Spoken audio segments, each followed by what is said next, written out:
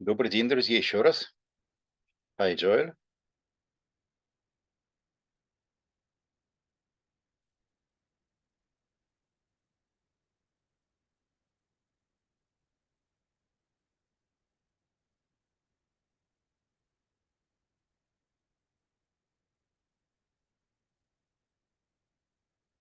Вот. Мы подходим к одному из самых, пожалуй, парадоксальных мест Евангелия от Марка. Парадоксальных, потому что если разные Евангелия как бы располагать до некоторой оси, какие Евангелия у нас подчеркивают преемственность Нового Завета с Ветхим Заветом и преемственность с иудейскими общинами, а какие Евангелия, наоборот, подчеркивают дистанцированность Нового Завета от всего старого, то Евангелие от Марка как раз будет у нас ближе к тому концу спектра, где у нас речь идет про дистанцирование новозаветной вести от ветхозаветной традиции, от еврейской традиции. Не зря вот мы уже неоднократно упоминали, что у нас есть какие-то параллельные вещи между Евангелием от Марка и посланиями апостола Павла, традицией Павловых посланий. И в некоторых местах мы видели, как бы, что под текстом Евангелие от Марка является миссией к язычникам. И вот на этом фоне история про Иисуса и язычницу, сирофиникийку, кажется какой-то именно в Евангелии от Марка намного более чужеродным моментом, чем если бы это было не Евангелие от Марка, а, скажем, Евангелие от Матфея. И мы попросим по ходу дела у Джоэля комментария по поводу того, что делает эта история внутри Евангелия от Марка. Но пока давайте почитаем. Скажите, сейчас видно наш текст? Видно. Тогда давайте попросим кого-нибудь прочесть. Антон Гуннарович, вы с нами? Да. Тогда давайте нас, как в прошлый раз, попросим прочесть 24 стих. Ну и дальше стих за стихом, греческий текст, русский перевод, а потом поговорим о перикопе в целом. Мгм. Хорошо. Εκέιτεν δε Αναστάς απέλτεν εις τα χωρία Τιούρου, καί εσέλτον εις οικίαν ουδένα έδελεν γνάναι, καί ουκ εδιουνένε Эдюнет, Λατин. Εδιουνέτε Латин. да. Оттуда он, встав, направился в Тирские земли. Встав здесь, кажется, немного лишним словом. Вот, но видим, подразумевается, что эта сцена прямо продолжает предшествующую, где Иисус разговаривает со своими учениками, а сцена общения учителя с учениками как раз подразумевает, что учитель сидит, и ученики тоже сидят у ног его. Вот, но в целом вот эти фразы в Евангелии от Марка, что Иисус встает, куда-то уходит, как правило, рассматриваются исследователями Евангелия от Марка именно как такие переходные моменты, с помощью которых автор Евангелия связывает э, разные эпизоды в единое целое. Там он вошел в один дом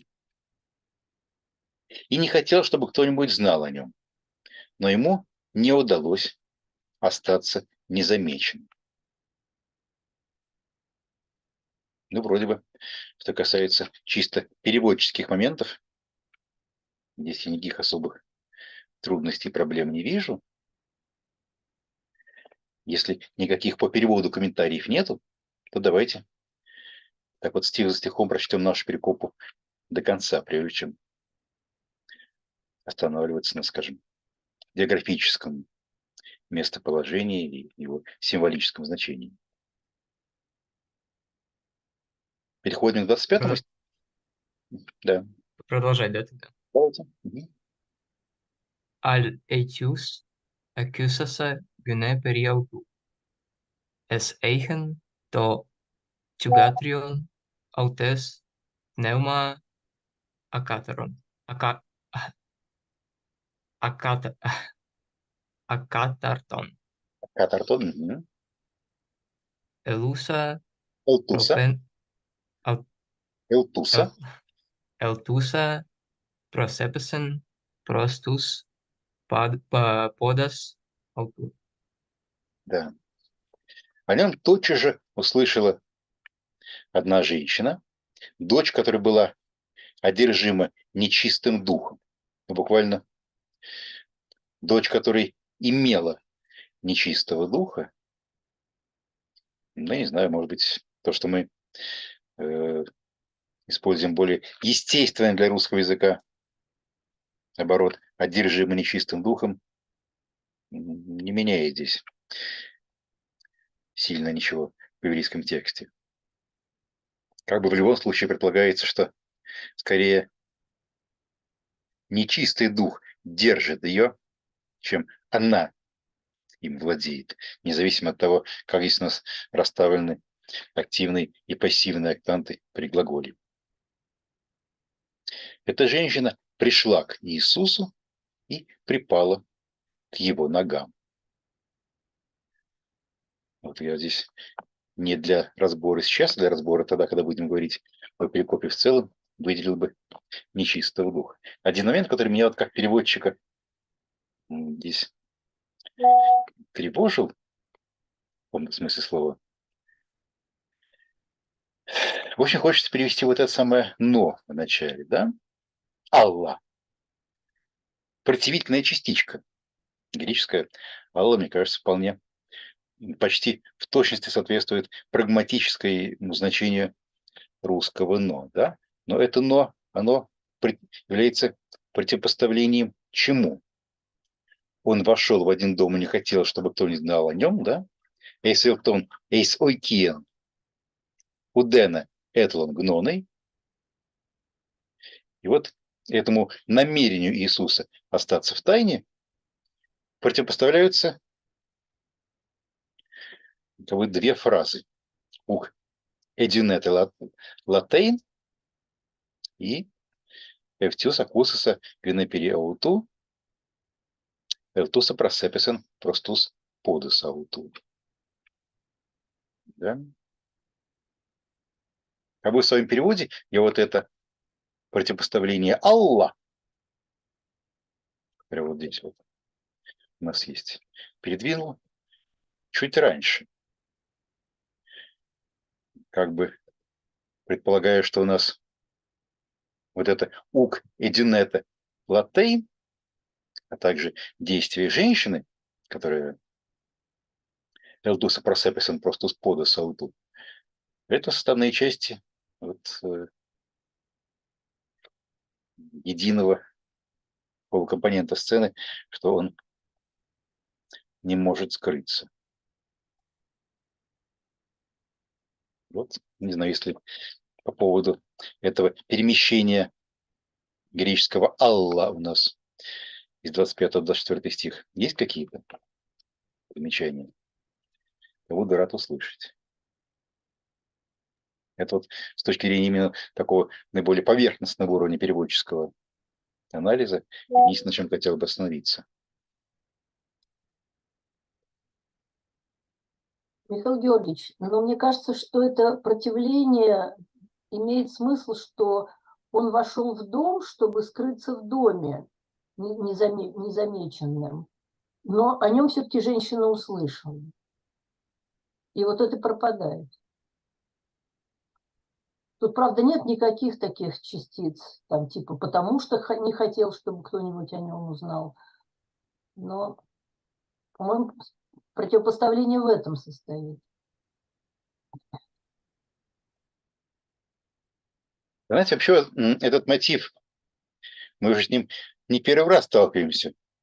Он сквозняком раз за разом повторяется в Евангелии от Марка как некий такой рефрен.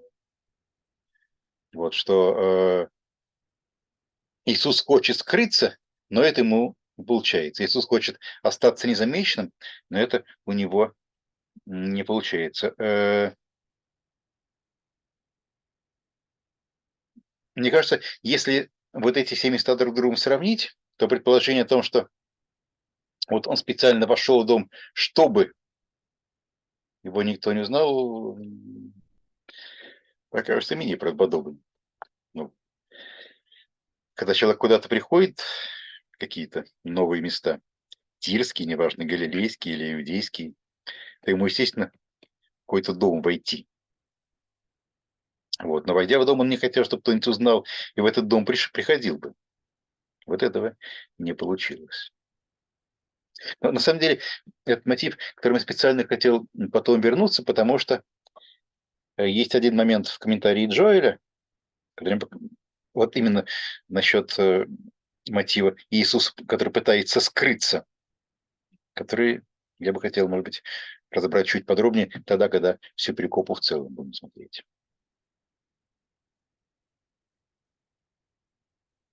Давайте тогда запомним вот эту идею того, что Иисус пытается скрыться Аллах, но ему это не удается, и почитаем чуть дальше. 26 стих. Hedegune en Elenis, Syrophonikisa togenei, kai erota auton inato daimonion ekbale ectes tugatros autes. Да, она была язычница, сирофиникинка по происхождению. Она просит Иисуса изгнать беса, демона, из ее дочери. Заметим, что дальше вот эта сущность, которую нужно изгнать из ее дочери, будет у нас называться даймонион. Да? Даймонион, бес, как мы это переводим. Вот у нас это, скажем, в 29 стихе, то видите? Экселелитен эк тестюгатросу то даймонион. Но в самом начале этой истории этот даймонион называется пневмоакатартон. И вопрос, которым мы чуть дальше зададимся, нет ли переклички, вот не возникает ли это изменение более принятого даймонион пневмоакатартон, не связана эта замена с какой-то такой вот внутренней игрой между этой перикопой, где у нас говорится про пневмоакатартон, даймонион, он же пневмоакатартон, и предшествующей перикопой, которая вся вокруг идеи катарос и катаридзо крутится, да? Вот про это мы тоже поговорим чуть попозже. Пока что просто заметим, как у нас вот здесь используются два разных термина. И, может быть, то, что вначале более стандартный даймонион меняется при первом своем вхождении на пневмокатартон, служит как раз неким способом прицепить эту перекопу к предшествующей. Вот, но Гелленис здесь явно вслед за словоупотреблением, которое хорошо уже знакомого апостола Павла, это, конечно же, не гречанка, поскольку ее реальная этническая принадлежность сирофиникиса, сирофиникиинка тут же излагается. У нас здесь идет противопоставление, как у апостола Павла, эллины и иудеи. Мир делится дихотомически на эллинскую половинку и иудейскую половинку. Ну и точно так же, как у Павла зачастую, кажется, лучше Павловых эллинов переводить как язычники, точно так же здесь галлинис лучше переводить как язычница, сирофиникинка. чем писать она была эллинка, сирофиникийка. Вот это явно такое вот тоже черта, которая объединяет наш текст с Павлом. 27 стих. Kai eligen aute afes proton kartastenai ta tekna. Ugar estin kalon labein ton arton ton teknon kai tois kynariois palein. Да. Иисус говорит ей: оставь, пусть сперва дети насытятся. И вот сейчас по ходу дела выделяю желтым цветом места, на которых, мне кажется, и слова, на которых стоило бы остановиться тогда, когда всю перикопу в целом будем рассматривать. Протон хортастеной. Нехорошо отнять хлеб у детей и бросить собакам. Ну, у нас здесь, собственно говоря, кюнарион – это такая уменьшительная форма от кион – собака. Вот, и я помню, скажем, в комментарии, по-моему, к самому Евангелию от Марка, или в какой-то из своих статей, Сергей Сергеевич Аверинцев, который я, несомненно, очень уважаю, но в данном случае, мне кажется, некорректно это место интерпретировал, говоря про то, что вот некая такая, как бы в этом видна нежность собачкам. Да? Такое тепло ласкательное. По-видимому, нет, у нас это часто отмечается историками именно койне, что в койне у нас те формы, которые в греческом языке служили уменьшительно-ласкательными, становятся нормальными формами. Ну, самое, естественно, у нас хорошо знакомая та Библия, да? Это же тоже тот же самый уменьшительно-ласкательный суффикс. Вот. Вместо «ребидлус».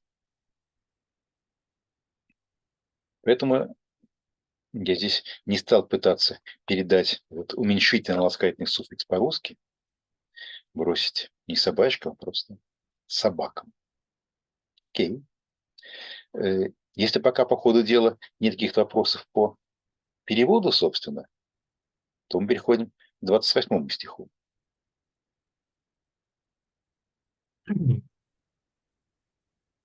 He de apacrite kai lege auto.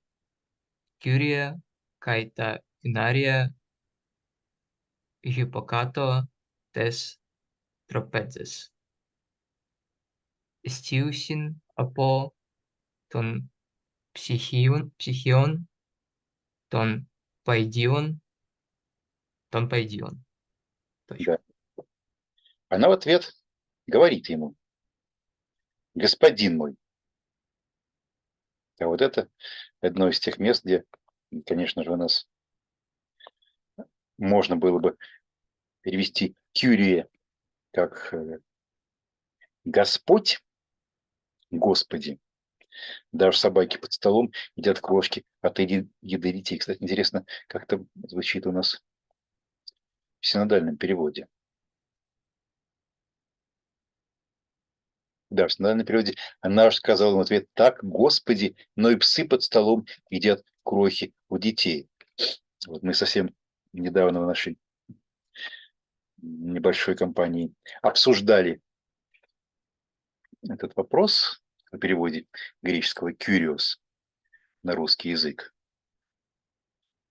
Мне кажется, что то, что мы здесь сейчас видим в Евангелии от Марка, вообще вот у нас в евангельском повествовании, как бы главный посыл евангельского повествования: вот у нас идет некий человек, что-то проповедующий, ну и совершающий по ходу дела какие-то чудеса по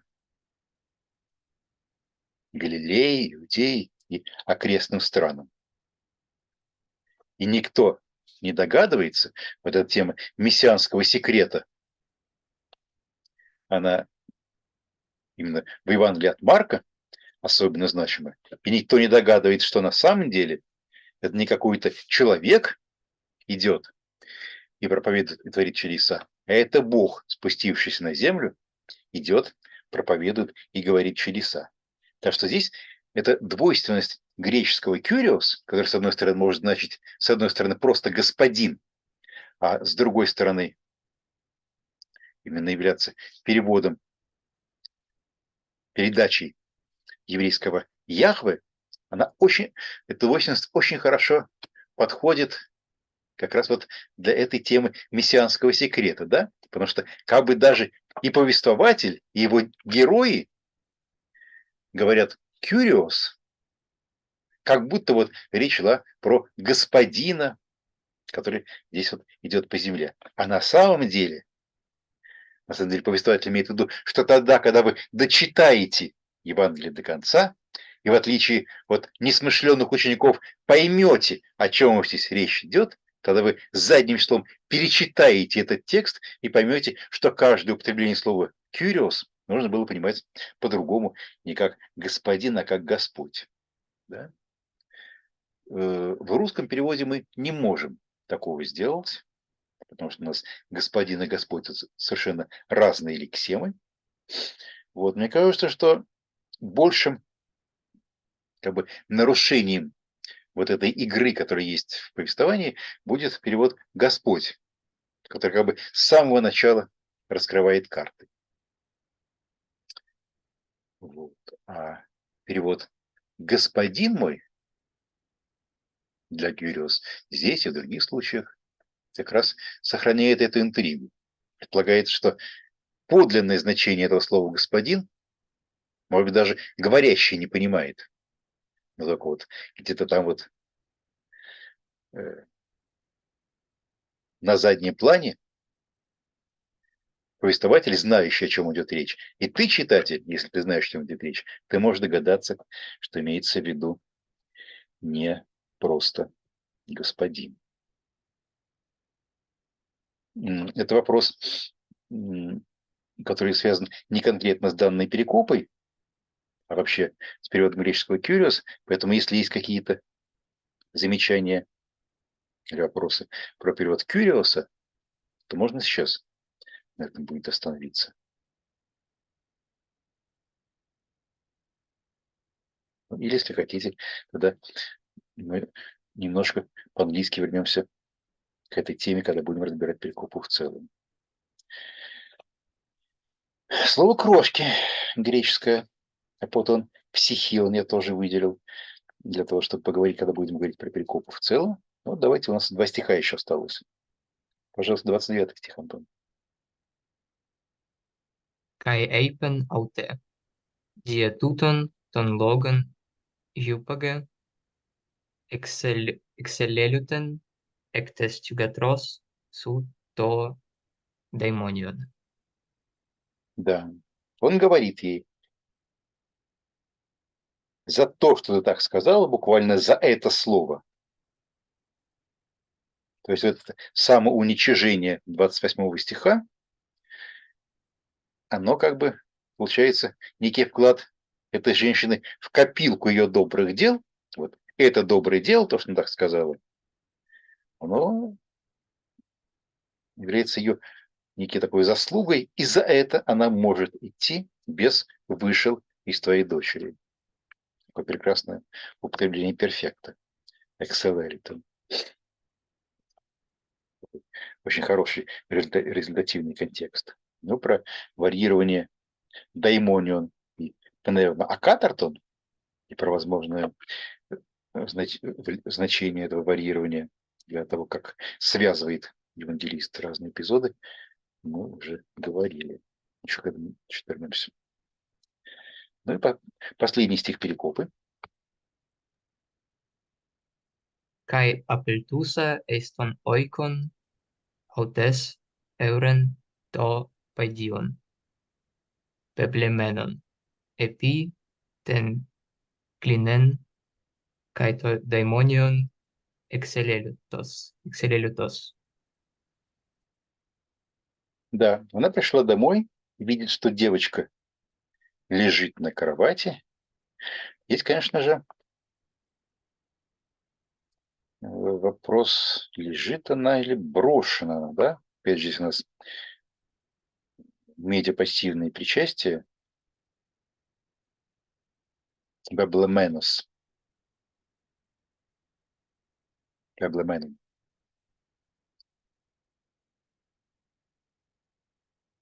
У нас же демонов изгоняют, да? Вот. Это вот глаголом экбалло. То есть это образ бросания, выбрасывания. Он как-то тесно связан с такой насильственной стороной экзорцизма. Может быть, действительно, что дочь, скажем, просто говорят, что она брошена на кровать. Да? Но так или иначе, то даймонион, в третий раз, это называется наиболее частотным словом, то даймонион, экслалютос, бес из нее вышел. Вот я отметил нашей греко-русской билингве те места, на которых, может быть, стоило бы переостановиться, уже переходя к экзегетическим каким-то вещам.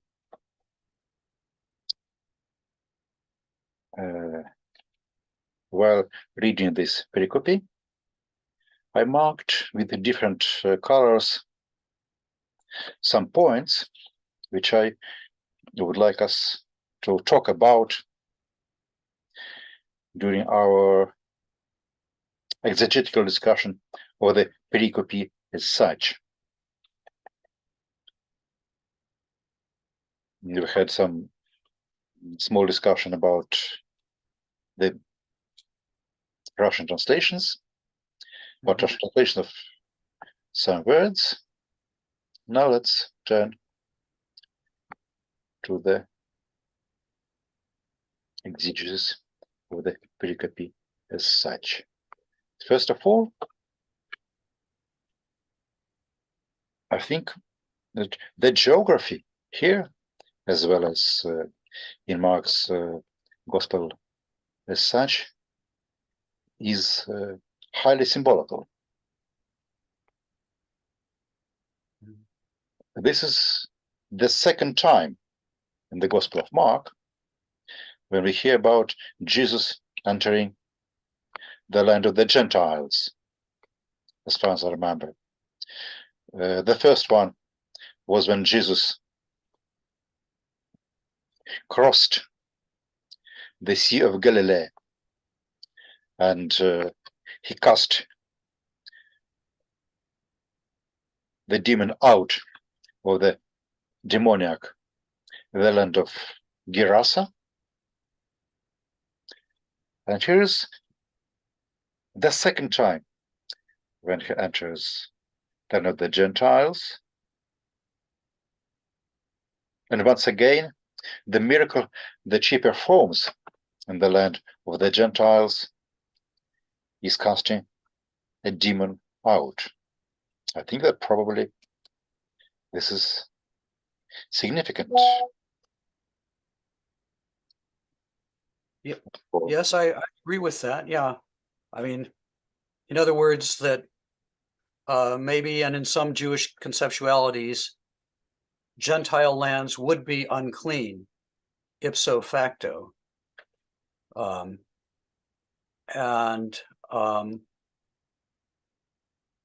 Yeah, I mean, I do think it's interesting to think about the setting and the fact that this woman is a Gentile and a Syrophoenician, which from my understanding was, it's like the area on the coast, which was a Gentile area, but a mixed area of both Jews and Gentiles. And this is, as you say, one of the few times where he actually confronts a Gentile, talks to a Gentile, and that he doesn't actually, I think, in this passage go into a Gentile area, but she comes out towards him. So it's not entirely clear to me, that he doesn't go to Syrophoenicia, but a Syrophoenician woman comes to him. But still he's, so maybe it's not exactly like the Gerasene demoniac where he's actually in a non-Jewish area, but Mhm. nevertheless, he's dealing with, yeah. Sorry, just a question. Am I right in that understanding you that you imply that the words «Εκέιτεν de Anastas apelten eista Horia Tiru» does not necessarily imply that he reached the Horia Tiru. He may Yeah, have. I think there's ambiguity there, right? Okay. He's in the area of Tyre. I don't know, maybe that's not worth emphasizing, but maybe it's significant and it makes it more plausible historically. And I mean, I think you do have to wonder whether this does enshrine a historical episode, because in many ways, as you were talking about before, it's a very strange passage in which Jesus at first, refuses and then gives in to this woman's request. And I don't, like some people, read feminism into every passage in the gospel, but does seem to me that it's interesting that here we have a woman, I think Larissa mentioned this, a nameless woman, like a lot of the women in the gospel. You think back in chapter 5, where Jesus heals Jairus's daughter. Jairus, the synagogue president, was mentioned. The name of his daughter was not mentioned. And then another anonymous woman came and stole a healing from him. So not all of the women in the gospel are anonymous, but several of them are. We can say that it is a statistically significant difference between the number of unnamed men in the Gospels and the number of unnamed women. Yes, I was thinking, for example, okay, you have a sort of comparable passage at the end of chapter 10, with this blind man, also a marginalized person in the society, but he is named blind Bartimaeus, whereas this woman is not, and I mean, isn't her marginalization is part of the dynamic of the story. I mean, the marginalization and the fact that she's a Gentile, it must have something to do with his initial refusal to heal her daughter. Okay, one more parallel, if this is a real parallel, may be relevant to our discussion of the geographical setting of the story. That's the parallel with the Old Testament story of Elijah and a Gentile woman. That's First Kingdoms 17:8 and so on. Wait a second. I'll switch to this passage. While you're doing that, let me say another thing that reminded me of the Old Testament is, maybe this is reading too much, but these first few words, anastas, abelthen, I mean, you do have often in the Old Testament, vayakom, and he got up and he went to another place. So maybe that gives it a biblical flavor also. Yes, both on the lexical level and even on the level of the plot, we saw a lot of, how can we call it? A lot of attempts to mark the continuity with the Old Testament. Mm. That's the story about Elijah, and once again, a woman from Sarepta of Sidon, a Sarepta tes Sidonias, and there Elijah meets a woman, and she performs a miracle for the woman because it's the time of her hunger.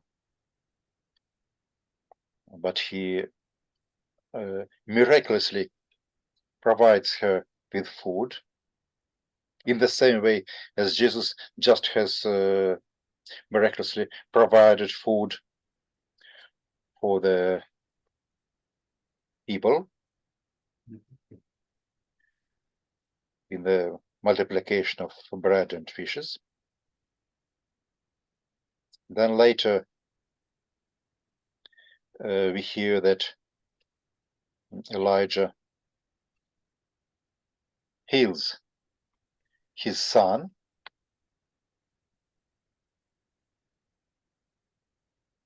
It's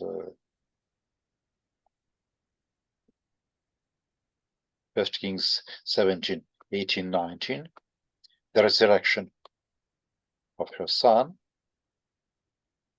Maybe it would be reading too much in this parallel, but still we have that apology of Elijah, of course, is very prominent in the Gospel of Mark, which starts with a reference to Elijah. So can we suggest that there was this particular Old Testament motive or reminiscence behind this topic as well?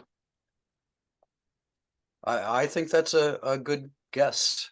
And yeah, there is a lot of Elijah and Elisha typology with Jesus in the gospel tradition in general. And then sometimes people push back against it, like in John, Jesus is asked, "Are you Elijah?" And he says no.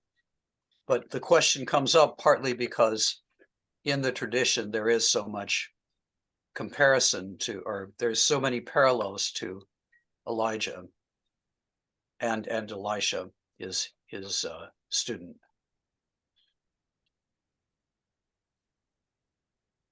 Okay. One more question that I would like to raise with regard to this initial verses of this pericope, the setting, is that Are you going to show us the? We're not seeing any passages now. okay.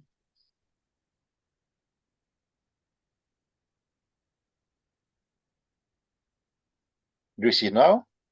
Yes. I did have a couple of questions about the translation, Okay. and there were things that you were discussing. Okay. Let's see. And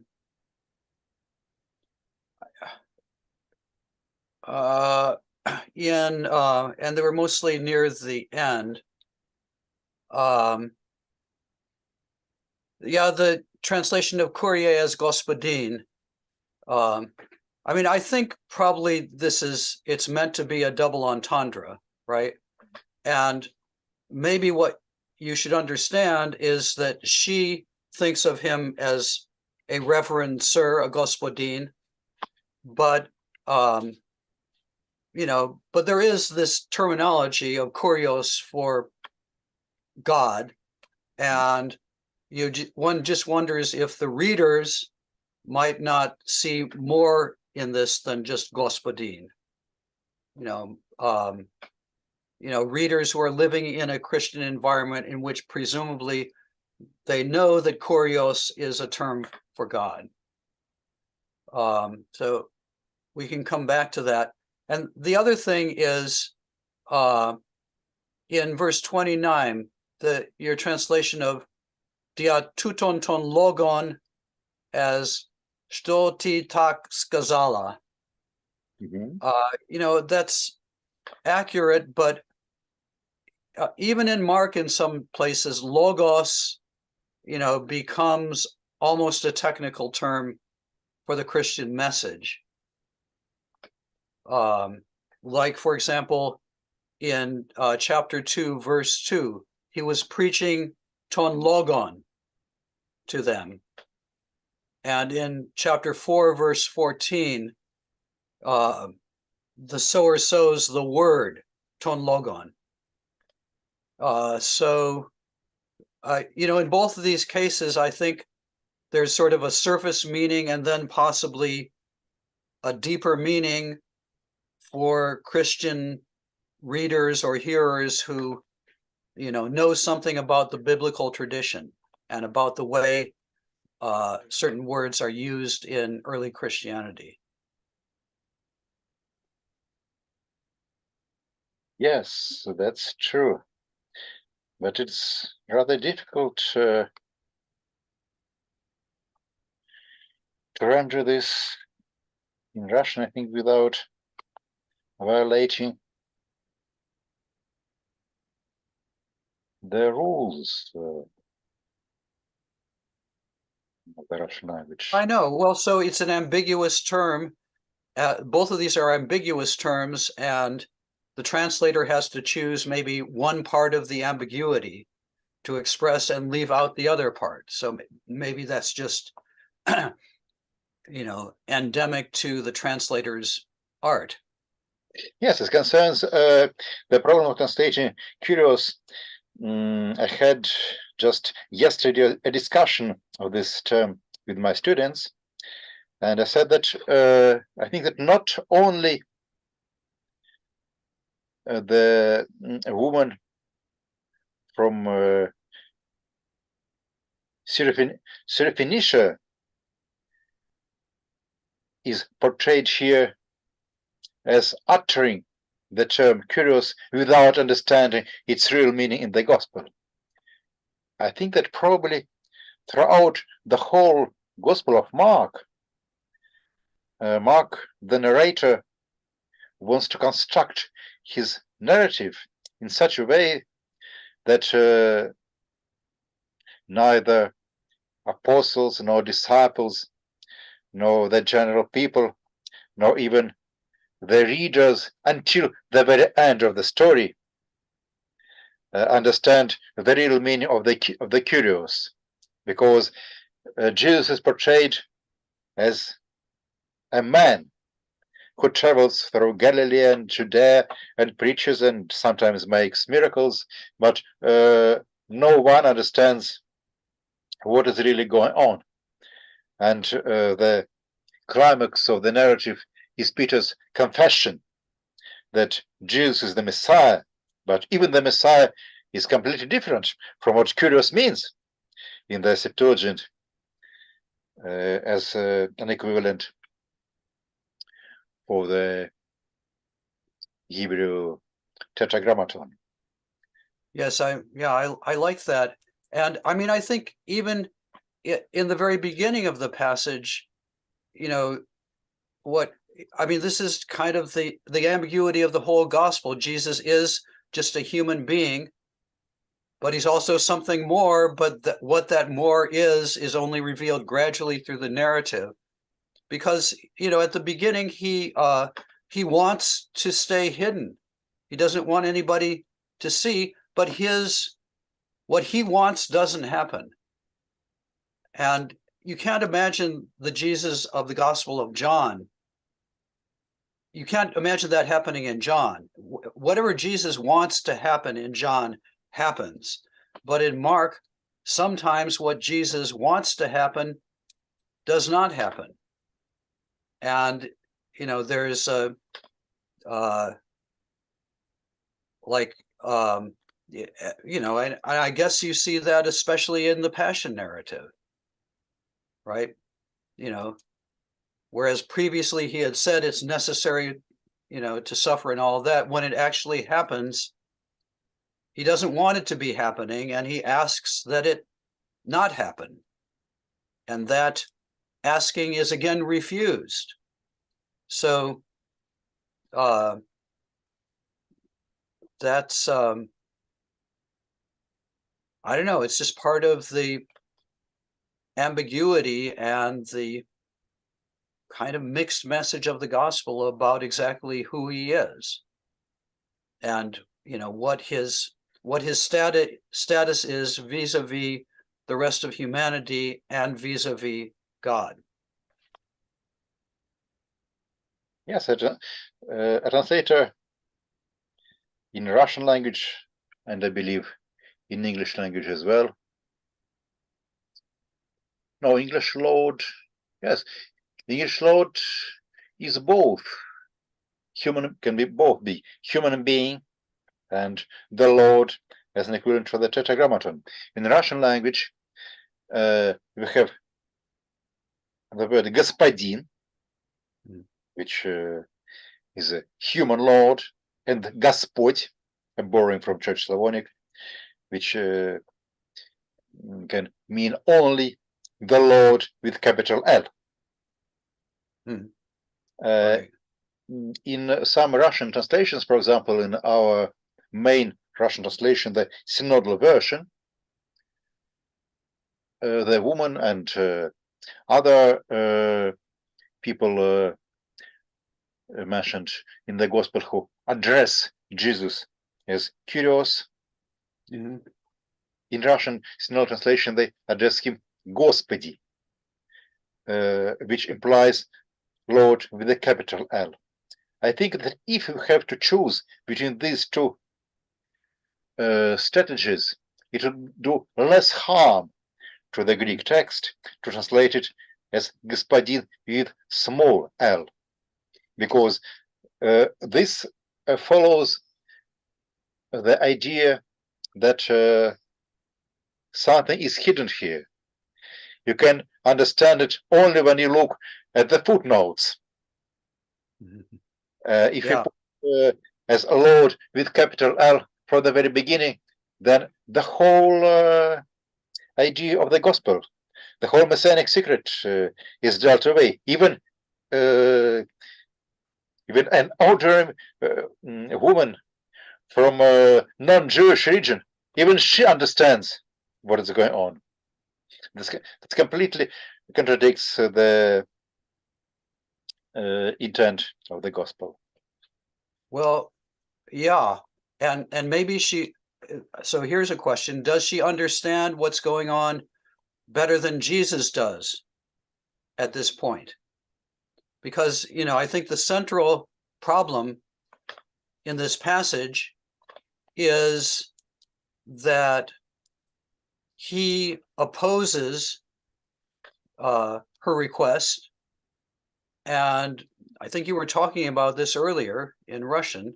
You know, he says it's not right to give the children's food to the dogs, presumably meaning to, you know, to take what belongs to the Jews and give it to a non-Jew.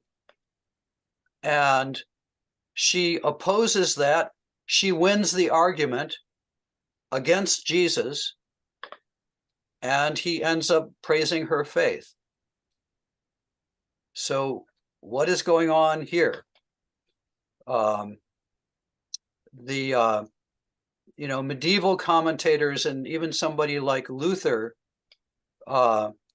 Luther does, he has a wonderful sermon which he preaches on Matthew's version of this, I think, in which he talks about the yes that is hidden behind God's no. So the implication would be that even though Jesus says no, he really means yes, and he wants to elicit her faith. But, I think that's a theological rereading that makes a lot of sense theologically, but I'm not sure, that it really makes sense exegetically. So, but I think it's one of the most puzzling passages in the whole gospel. Just because, it goes against a preference that the rest of the gospel seems to have for Gentiles, or at least a feeling for them, and it makes the woman the representative of the point of view that presumably the author has over against Jesus.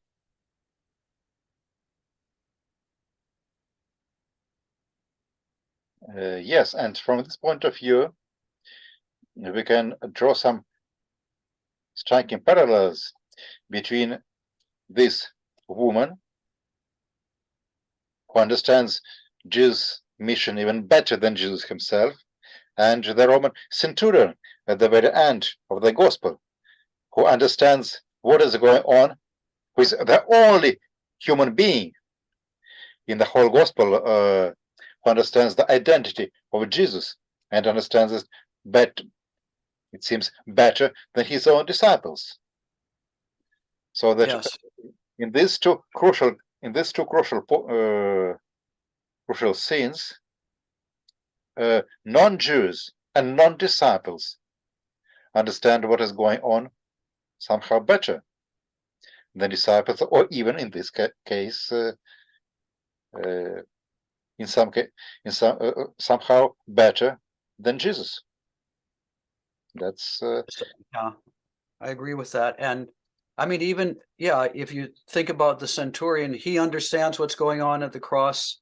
Again, maybe better than Jesus at that moment understands, because Jesus dies with this despairing cry on his lips.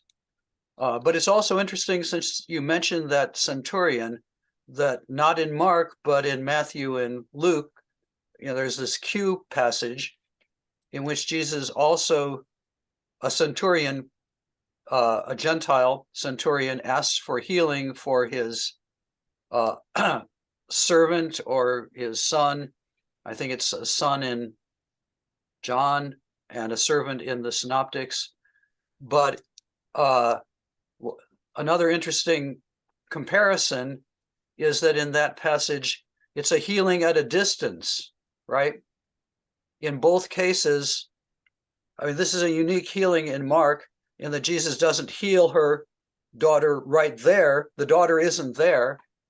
She's back at home in Syrophoenicia.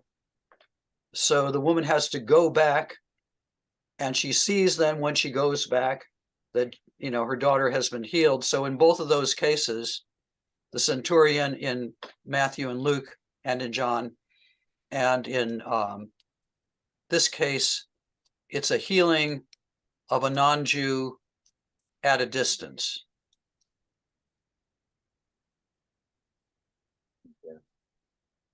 Thank you. The second issue that you have raised, namely how to translate diatutun ton logon. We can follow the synodal version here, for example. The synodal version is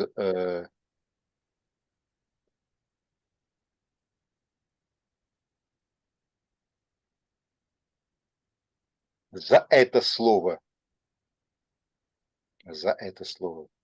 which is, of course, it better corresponds to the Greek, and it preserves Greek logos за это слово. Let's ask our Russian hearers, our Russian participants of our meeting. Вы бы проголосовали за то, чтобы вот этот перевод у нас сохранился? Или вот для того, чтобы лучше передать греческое «диатутон тон логон», за синодальную версию, за это слово?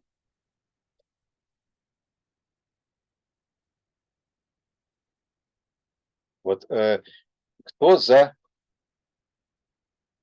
перевод, который был здесь выделен в начале, который сейчас я зеленым цветом выделяю. Более такой, как получается, dynamic equivalent. Кто за это? Поднимите руки, пожалуйста.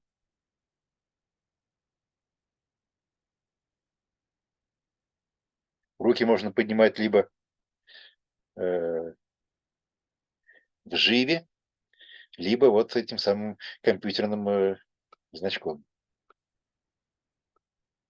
Вижу Лариса, Руслана, Слава.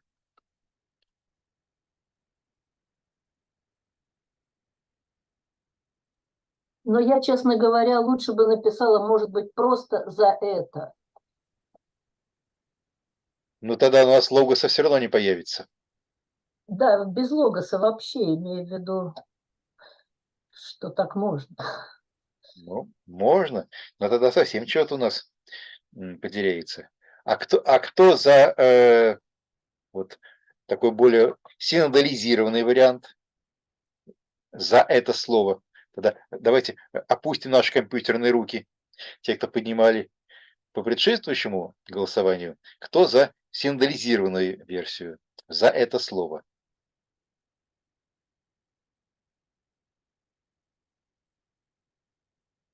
Джоэль, Мэгги.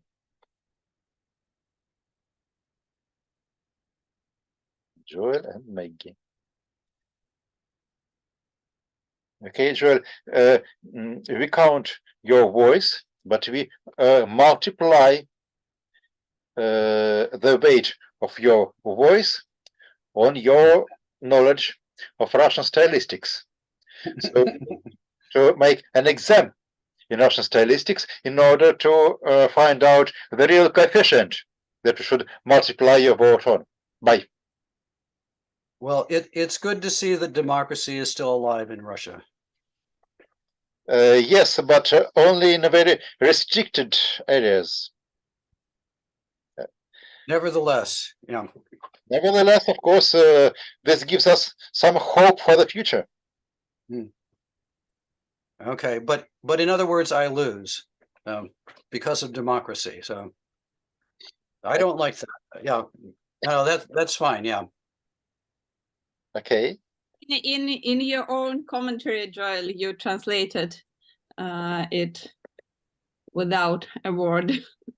Oh, really? Whoa. Okay. Interesting. I wonder Yeah, why you I did translated that. because you have said this. Go. Yeah. Вот это Well, лучше. in my commentary, I have footnotes though, so I can, point out. That's the thing about a commentary. You can talk about ambiguities elsewhere than in the translation itself. Антон Гуннарович, вы написали «ментально поднял руку», но при этом не отмечено, в какой именно из тех двух моментов, когда мы отмечали. Вы ментально подняли руку, когда было за то, что ты так сказала, или за это слово? Ну, во время первого голосования. За то, что ты так сказала. Да, да. Joel, one more vote is against your suggestion. So democracy is still alive in Russia. I think there's a power differential here. You are like the doctor father, and I'm just a visiting American. I'm marginalized in this context, just like the woman, but it's fine. Okay. It's good for an American to feel marginalized once in a while. Okay, there were some more lexical items that I wanted just to discuss. First of all, this daimonion. Daimonion, that's a normal word for this being, which is bes in Russian and daimonion in Greek, but in the very first mention of this being, it is called not daimonion but pneuma akatarton.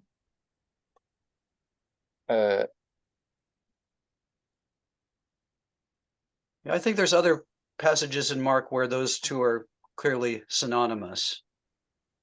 Yes, So- can we see that pneuma akatarton here, the usage of this term may be somehow caused by the fact that the previous pericope is about katarsia and akatarsia and katarismos, as an attempt to chain these two links to each other. Yeah, I like that. And I think maybe I make the suggestion in my commentary that, having enunciated this principle that all foods are katharos, he then goes and performs a healing on a, in a Gentile area, and perhaps on somebody who would have been considered unclean. So, I mean, there is, in contemporary Jewish studies, there's a lot of discussion of this, of the whole issue of whether or not Gentiles were considered to be unclean by Jews. And some people say that they weren't at this era, and others argue that they were. And, I think there's evidence on both sides, but there's at least an association of Gentiles with uncleanness in some biblical passages and in some later Jewish texts. So I would think that that's possibly a link, that, he's opened the doors by saying this thing about katharizon in 719, and then he goes and heals somebody who many might consider to be, not only because the girl has an unclean spirit, but also because the whole area that the woman is from and her general status as a Gentile is associated with uncleanness also. Yes, my question is whether we may discern some pattern behind Mark's usage of the words daimonion and pneuma akatarton. Because here in this story, we have 4 references to the bad spirit, and 3 times it is called just daimonion. The very first time on the boundary with the previous pericope, which speaks about akatarsia, it is called pneuma akatarton. And if we look at other passages where daimonion is called pneuma akatarton, once again, we see that in that a prominent It's prominent, for example, in the passage in It Mark, occurs in Mark 5. yeah, 3 times in Mark 5. Yes, 3 times in Mark 5. But it also occurs 3 times in Mark 1 in the Capernaum synagogue, which is in a Jewish area. So I've never done a study of, when Mark uses daimonion versus when he uses pneuma akatharton. And it would be, I'm not sure if somebody has done that. If not, it would be an interesting little exegetical task, maybe the germ of somebody's article, to just, go through and try to figure out why he uses one in one place and another in another place, and why sometimes he alternates, as in this passage.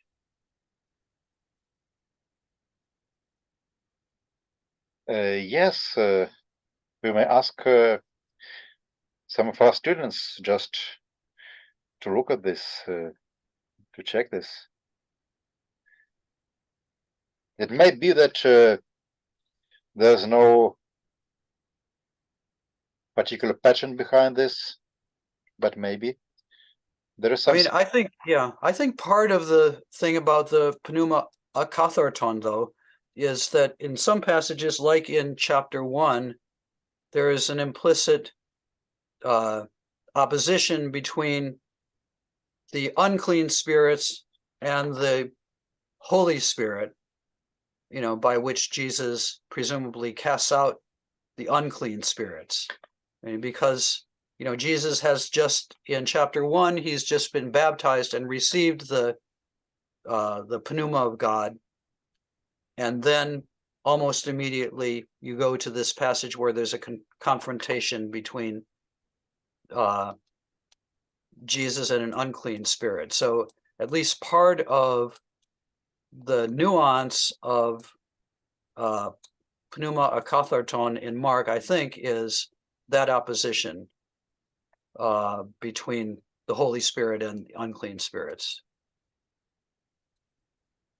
Yeah, so we have 2 types of passages in Mark when trodaimonion is called pneuma akatharton. One type of passages is passages where there is a discussion about whether Jesus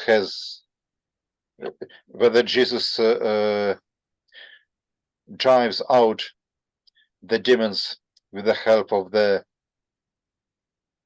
pneuma from God or Beelzebul.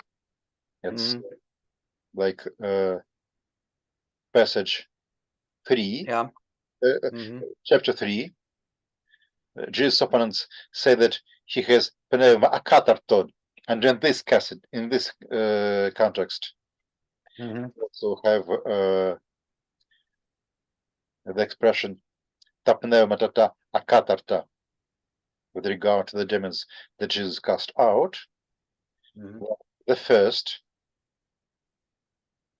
chapter, where the mention of pneuma akatharta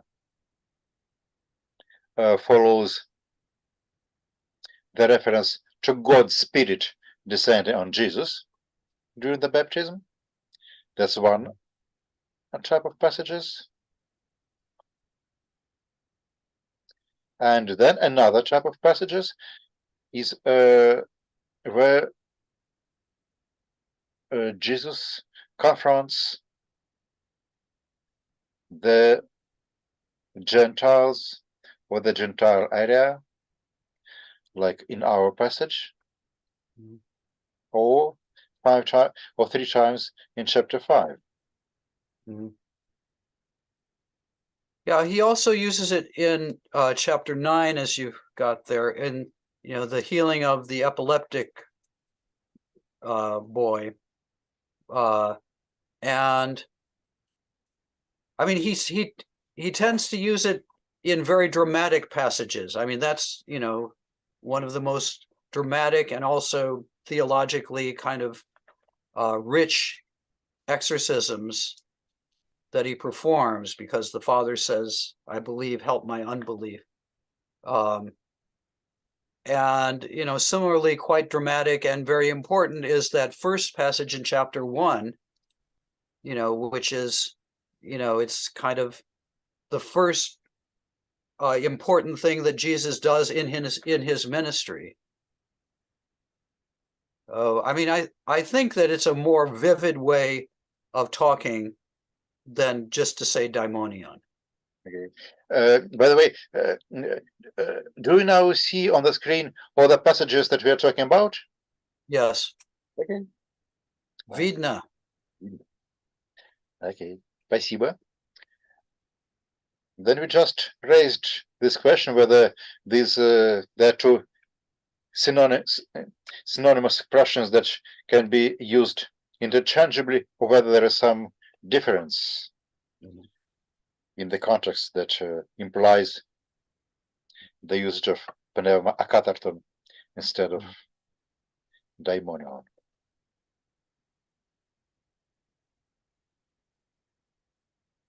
Let's return back to our text.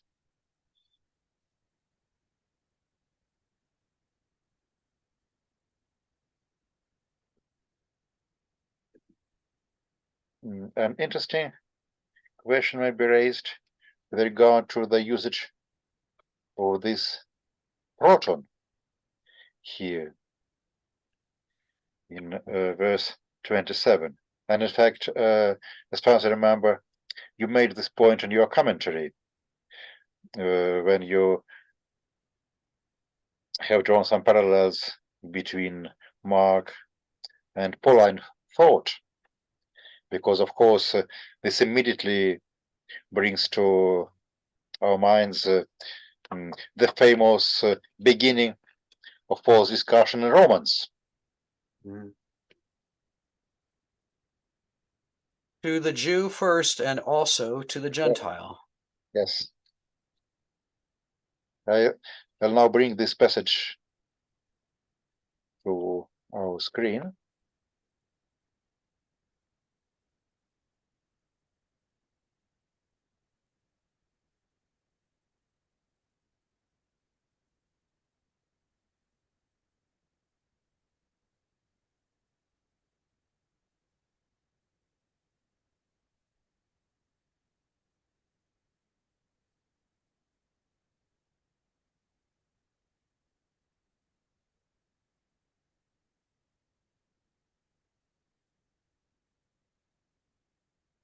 Yeah. Do you now see this passage in Romans? Yeah.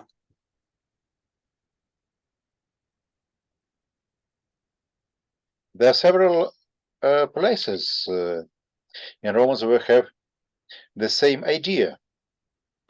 Yes. Romans 1:16, that the power of Christ is salvation to everyone who believes, to the Jew first.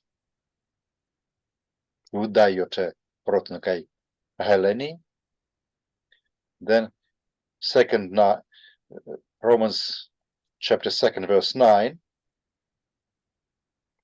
that, tribulation and anguish upon every soul of the man who does evil, of the Jew first, and also of the Gentile, Hellenos.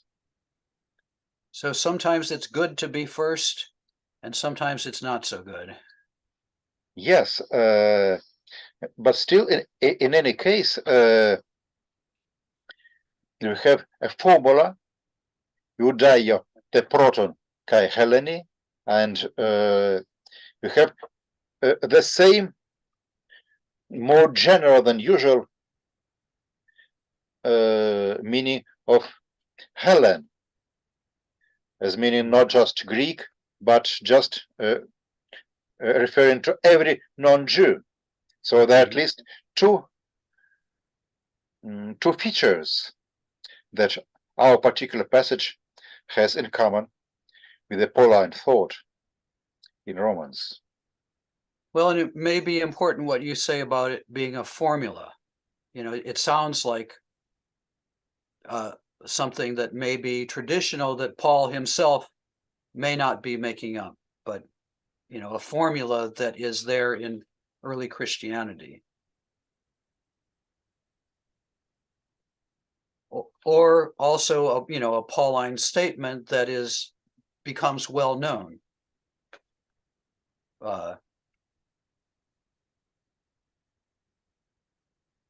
Making it maybe more likely that Mark is deliberately echoing that. And so, you know, going back to our passage, maybe this works against what I was saying about Jesus. Are Jesus' words a refusal, or, you know, is it also, do his words also at the beginning of the passage hold out some hope? You know, that maybe it's not the time yet for Gentiles to be healed, but the time will come.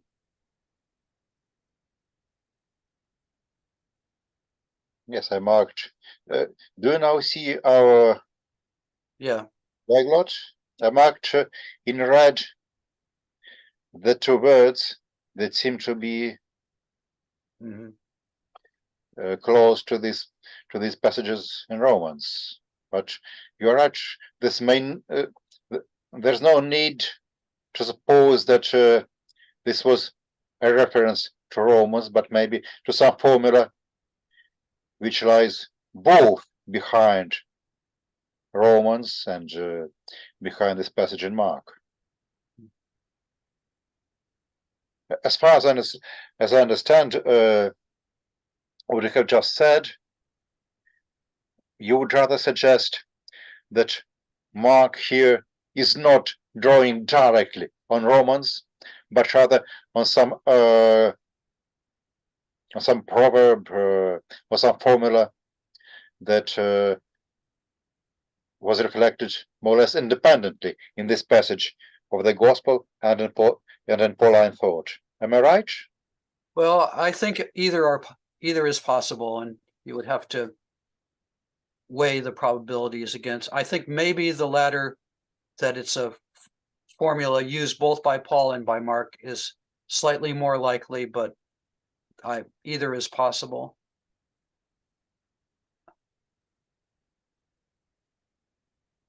Okay. There are two more points that I wanted to discuss with regard to this passage. Once again, you see that I'm trying to look what kind of intertextual relations we may see when looking at this text. And of course, sometimes these intertextual relations are more obvious. For example, I think that as concerns the relationship between our pericope and the famous passage in Romans, I think that the fact that we have two keywords that link these two texts are rather important argument that either they're dependent upon each other or dependent on some formula. In some cases, it's not so clear, but still, I would like to ask ourselves, I would like us to ask ourselves. Here we have the image of the dogs that eat what remains from the dinner of ton paidion, ton psychion, ton paidion. Of course, we do not have the same word in the scene that we read about just a page ago about the miraculous feeding Mhm. of a lot of people. But it's interesting that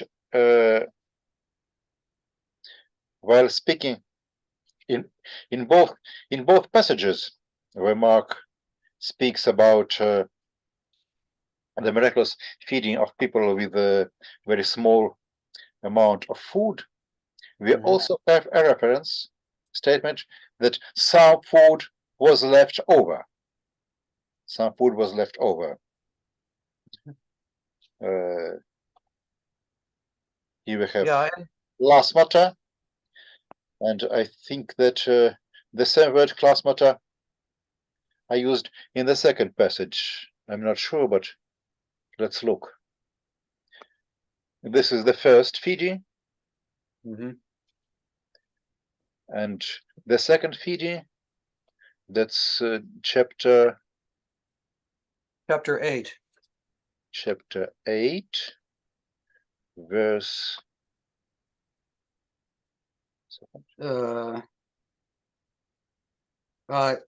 Verse 8.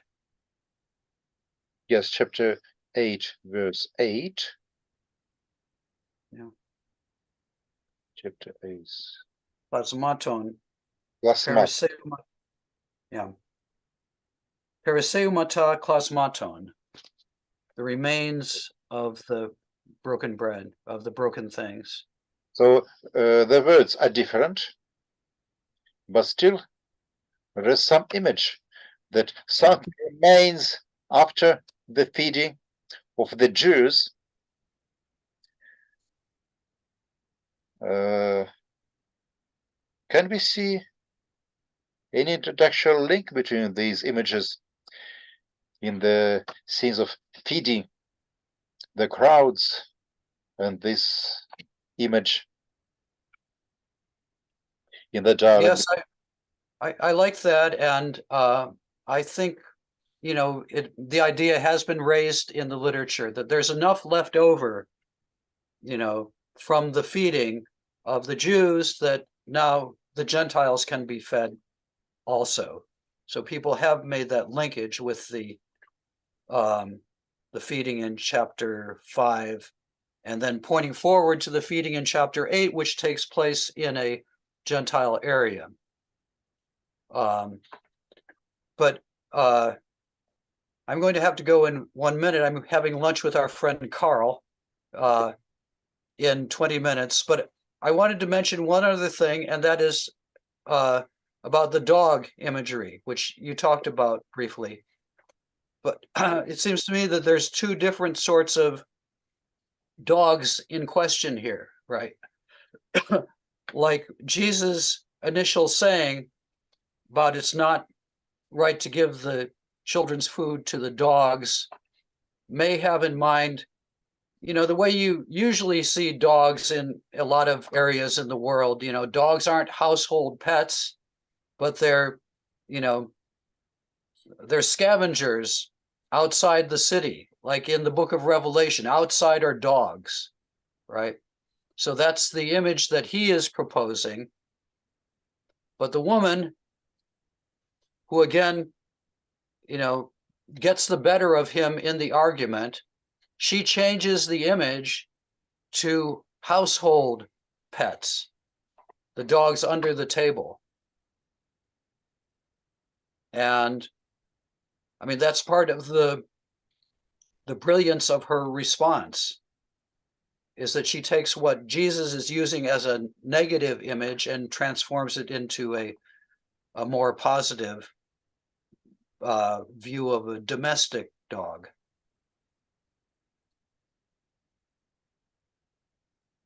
Yes, it's interesting, though in the Old Testament text, as far as I remember, all dogs are treated in a very negative way. It's not a very dog-loving society, No, ancient Israel. No. by no means. Before you leave, to one more question I would like to ask whether this expression that her daughter by Dion was Babylamenon, Yeah. Peter and Clennon. I mean, so Is it does that, just lying, or maybe it also reflects some violent nature of the exorcism?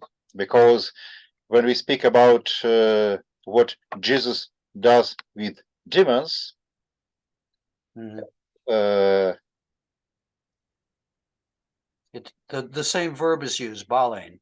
yes, To the throw demon, yeah. different prefixes. Well, yeah, so, yeah, I think the way I would see this is, Was she thrown on the bed? I think maybe, you know, the conceptuality is that this is the demon's last act of violence and hatred, you know, to, it exits, but as it exits, it throws her on the bed. So, I mean, demons are not very nice. And they, and they want to do violent things. You know, it reveals maybe just the violence of these demonic forces and their hatred. So yes, And also like violence in Jesus' opposition to demons. The violence both ways. Demons I agree with that. Yeah, and Jesus is violent to demons. that's right. I think, I mean, the portrait is of cosmic warfare. They're violent and he is violent, and in a way, he's the aggressor. You know, he's the one who comes into their territory. And, you know, going back to chapter 3, the parable there, he comes into their territory and usurps what has belonged to them. And they react with fury. And it's an ongoing battle, and it isn't over until the end of the gospel. And even the end of the gospel is open. Well, yeah, to what extent does Mark think that the battle goes on, you know, in his own day? And, you know, I think that's a question worth exploring. You know, what do we live in a radically different world because of Jesus' death and resurrection than is the world pictured in the gospel? Or would Mark say that we live in a world where these same dynamics are still going on? There's the same battle. Okay. But I have to go and fight with Carl now, though. So Yes, and please, my greetings to Carl and my love to Carl. okay, I will. All right. See you next week. Thank you. Cheerio.